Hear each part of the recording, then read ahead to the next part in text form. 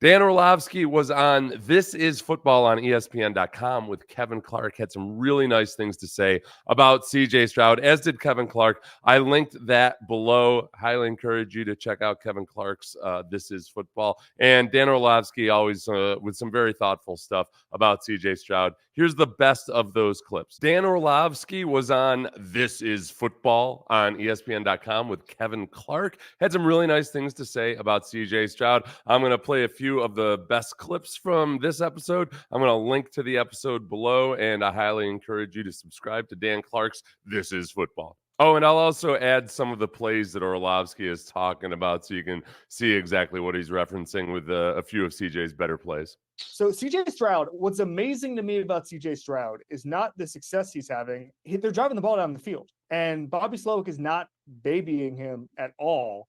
When I think the playbook now for rookie quarterbacks is don't make him do too much. Don't put too much on his plate.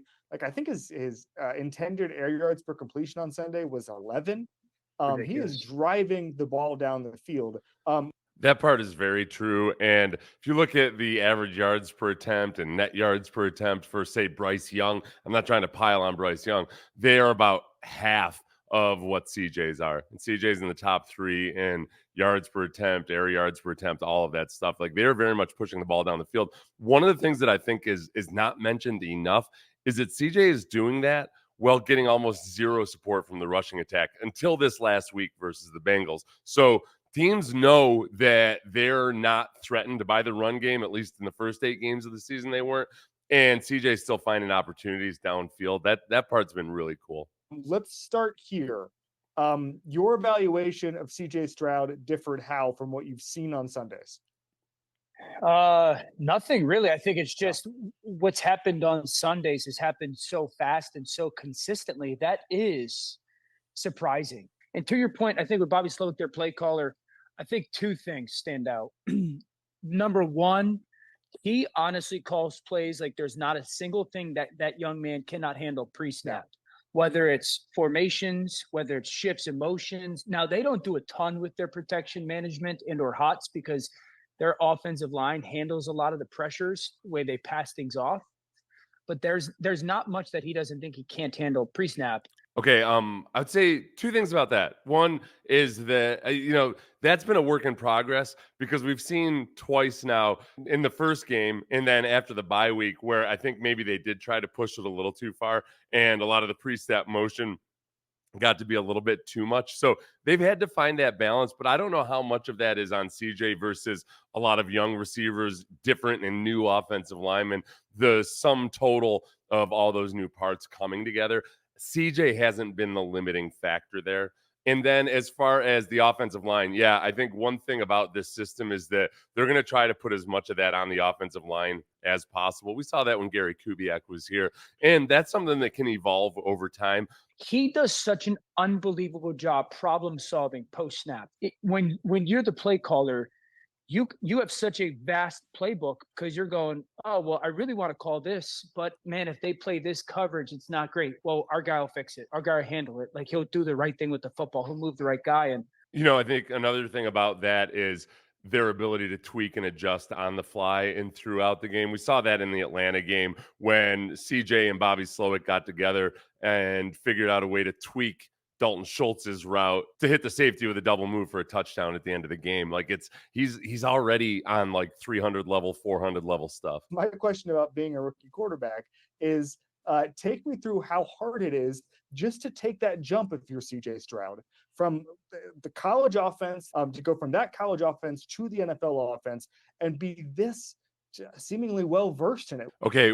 I know Orlovsky is going to address the Ohio State thing. As far as that progression in understanding what a guy is seeing at the line of scrimmage, I thought the interesting thing with people who I could tell weren't really watching the games early in the season because who cares about the Texans, was that early on CJ's time to throw was pretty low. He's getting rid of the ball quickly.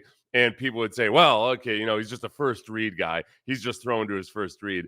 When in fact, I think a lot of it was CJ understanding what he was seeing pre-snap and knowing where he wanted to go with the ball. It might not be the first or second guy. And then as the season progressed, the time to throw started to get higher. And a lot of people who were doing flyby analysis were saying, like, well, he's got to have more confidence. He's got to be more decisive. When in fact, what was happening was teams were starting to drop more guys into coverage. They were starting to rush 3 and drop 8. They were trying to cloud the look as much as possible, something that they do to veteran quarterbacks because it's too easy for these guys to dissect conventional defenses. So that part's been really cool to watch. It's way faster and way more advanced than most rookies and a lot of veterans, frankly. Yeah, I mean, in many ways, it's going from like 5th grade, when you're doing basic math and then going into, advanced algebra or whatever level we want to call it, like as a junior or senior, you're getting ready for college and you're doing that jump in 6 months. Now, if you go to a really good school in 5th grade, maybe a private school, whatnot, and you got a good foundation, it helps that jump. And I think that's the reference to Ohio State when it came to, like, they ran real NFL concepts. Ohio State, they ran layered concepts, they ran progression concepts. So it wasn't catch and throw stuff that he did. So I do think that starting point is huge. Yeah. And look, that's where Ohio State's gotten dragged through the coals for no good reason in a lot of ways. And one of the things is that there is no offensive system that stays the same for each quarterback. A quarterback system is going to be as advanced or as simplified as it needs to be or as it can be, depending on who's running that system. So like Kyle Shanahan has talked about this, you might have several different types of quarterback who are all going to be running your system. And maybe one guy is a first read guy. Maybe another guy does a really good job going through his progressions, but doesn't adjust well when things shift or change. Maybe another guy is great at going through progressions, but what if the defense doesn't actually run the coverages appropriately, or you got kind of atypical responses? Like, all these different things have to be factored into it. And I think with CJ Stroud, he was capable of doing a lot more. And they ran option routes and they did all this other stuff at Ohio State that's not simple or easy. And I think sometimes people mistook the fact that there were such good receivers there that Ohio State must just be letting those guys get out there and run free and beat one-on-ones, and that was all there was to it. Like, CJ was doing a lot of stuff that colleges don't do in terms of it more NFL type stuff. But I think the way that the young man, like some quarterbacks, like, you build these offensive plays, Kevin, it's like, hey, he's got 5 guys he can get the football to, right? I think one of the things that he does such a great job of is, like, I don't have 5, I've got 3. I've already taken 2 guys out of my mind because, to your point, like, okay, so we did talk what I was talking about. Got to the defense and realized, like, even the game, the plays against Cincinnati, the big seam route to Dalton Schultz. Yeah, he knows before he gets that snap who he's throwing the ball to, because he's like, oh, I motioned Tank Dell and they've got this bluff coverage. I know that's where I'm going with the ball. Look, this is where I think people that look at it or watch it and think, well, he's going with the first read. Well, like, yeah, but that doesn't mean that's how the play is designed at the onset. It's if he understands what coverage it's going to be, then he knows where the first read's going to be, either at the snap or before the snap. He's not thinking, oh, I'm reading this. He's like, no, I'm moving you. Like, I'm being proactive with my eyes rather than reactive. Okay, then they go into Bryce Young. Maybe I'll take a look at that later. But Dan Orlovsky, huge fan of CJ Stroud, as almost everybody is right this moment. I do look forward to seeing how many more adjustments to the adjustments CJ Stroud's going to make as the season goes on. Again, there's a link to Kevin Clark's This Is Football below. And I'm Seth Payne. I played 10 years in the NFL, played 5 years with the Texans. I do sports radio in Houston on Sports Radio 610 from 6 a.m. to 10 a.m. every morning. If you like the content, please like, subscribe, tell a friend, and everybody have a great week.